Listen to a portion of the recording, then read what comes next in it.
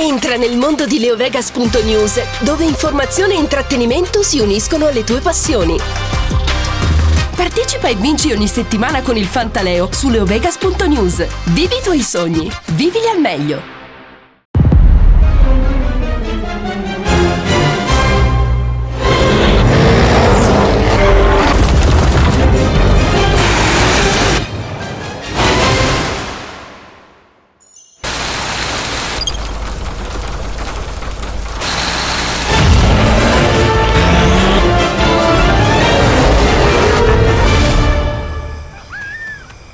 Excellence on your journey.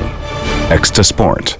Kumho Tire. Da Gianluigi Longari di Sport Italia. Gianlu, ciao. Ciao a tutti ragazzi. Ciao Gianlu.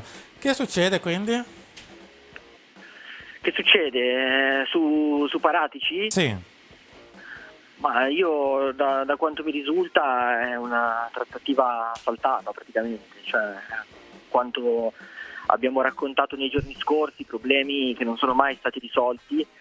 Alla fine si è realizzato questo scenario, perché comunque era oggettivamente complicato poterlo portare avanti ed affrettato definirla una trattativa fatta o definire Paratici il nuovo direttore sportivo in pectore del Milan, perché oggettivamente, ma basandoci sui dati di fatto e sulle norme, sulle regole, non avrebbe potuto lavorare alla costruzione della squadra della quale sarebbe dovuto essere stato il direttore sportivo, cioè rispettando le regole, cosa che indubitabilmente il Milan avrebbe preteso che fosse fatta.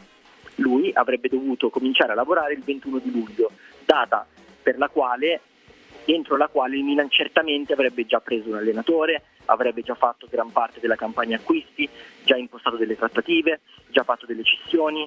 Era oggettivamente impossibile che questa cosa si potesse verificare con certezza senza che ci fossero dei contatti preliminari che lo coinvolgessero. E questo è contro ogni tipo di normativa. Inoltre ti aggiungo che, da quanto mi risulta e che abbiamo raccontato nei giorni scorsi, il problema era anche legato alla clausola di uscita che il Milan avrebbe voluto inserire all'interno di un eventuale accordo con i legali di Paratici a questo punto, non con Paratici, perché Paratici non può trattare direttamente con un club, almeno in questo momento. Una clausola di uscita che avrebbe dovuto riguardare non soltanto l'esito dell'inchiesta Prisma, no? Ma ovviamente anche tutte le possibili evoluzioni di questo tipo di vicenda, per cui dalla udienza del 15 con le eccezioni della difesa di Paratici che saranno rigettate o accolte, ma non è che se fossero state accolte saltava l'inchiesta, semplicemente le carte tornavano al PM che aveva il compito di sanarle e poi ripresentava l'accusa così come l'aveva formulata in precedenza, chiaramente con quelle eccezioni modificate. Ci sarebbe stata una clausola per questo, ci sarebbe stata una clausola per il potenziale rinvio a giudizio, per il potenziale patteggiamento, insomma, per cui era una situazione molto complicata che alla fine non è stata risolta dalle parti legali, che anche ieri, da quanto mi risulta, hanno avuto un lungo confronto che non ha portato però a nessun tipo di fumata bianca. Per cui ipotizzare, secondo il mio punto di vista, già il Milan di Paratici, l'allenatore sarà questo, il primo colpo sarà quest'altro, era prematuro semplicemente perché non c'è mai stata la certezza che fosse lui il direttore sportivo del Milan, non ci sono evidentemente mai state firme, non ci sono mai stati degli accordi definiti. Il casting è sempre aperto, non si è mai chiuso. Con Paratici certamente ci sono stati non con Paratici se vogliamo, ma con chi assiste Paratici in questa vicenda ci sono stati dei contatti molto molto molto approfonditi, tanto da portarlo ad essere il nome in pole position assoluta a un certo punto della situazione della vicenda, però non c'è mai stata una chiusura definita per quanto riguarda questa storia. Ma quindi che è arrivata oggi. Gianluigi, se dovessi chiedere dei nomi, giusto per capire a questo punto chi può essere all'interno di un discorso di un ventaglio di scelte per un ipotetico direttore sportivo, i nomi sono sempre gli stessi? Sì, sicuramente sì. Tony D'Amico è un nome che terrei molto ben considerato.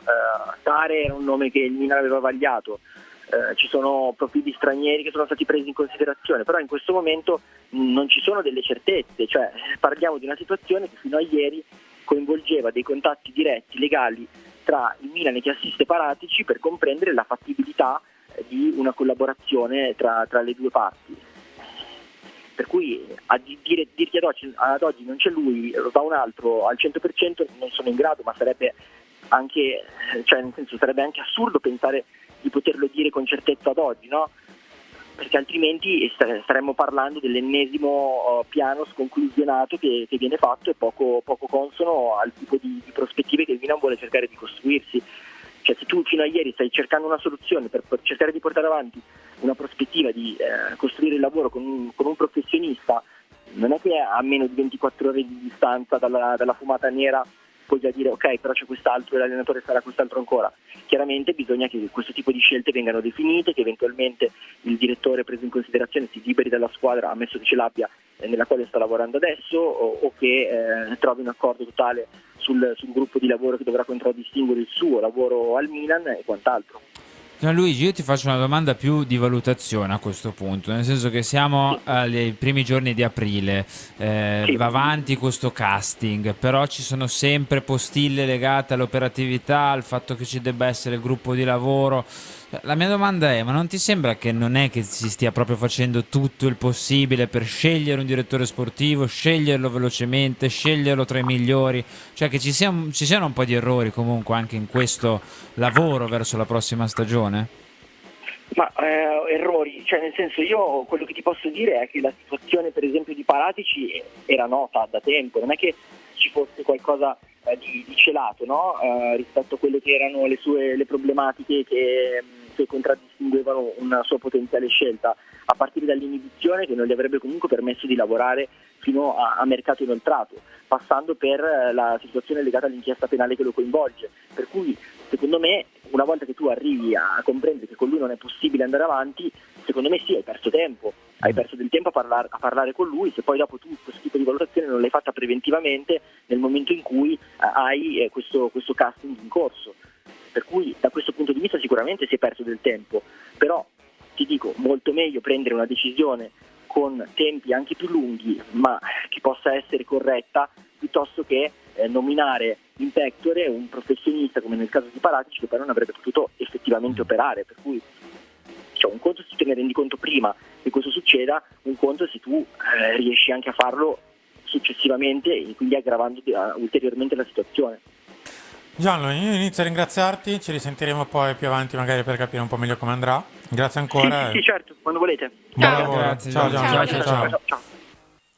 Entra nel mondo di leovegas.news, dove informazione e intrattenimento si uniscono alle tue passioni. Partecipa e vinci ogni settimana con il Fantaleo su leovegas.news. Vivi i tuoi sogni, vivili al meglio.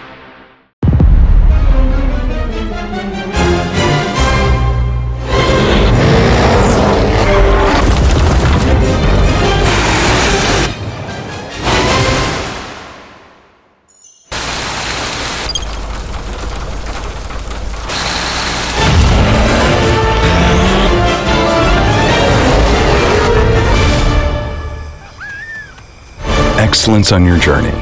Extra Sport. Kumho Tire.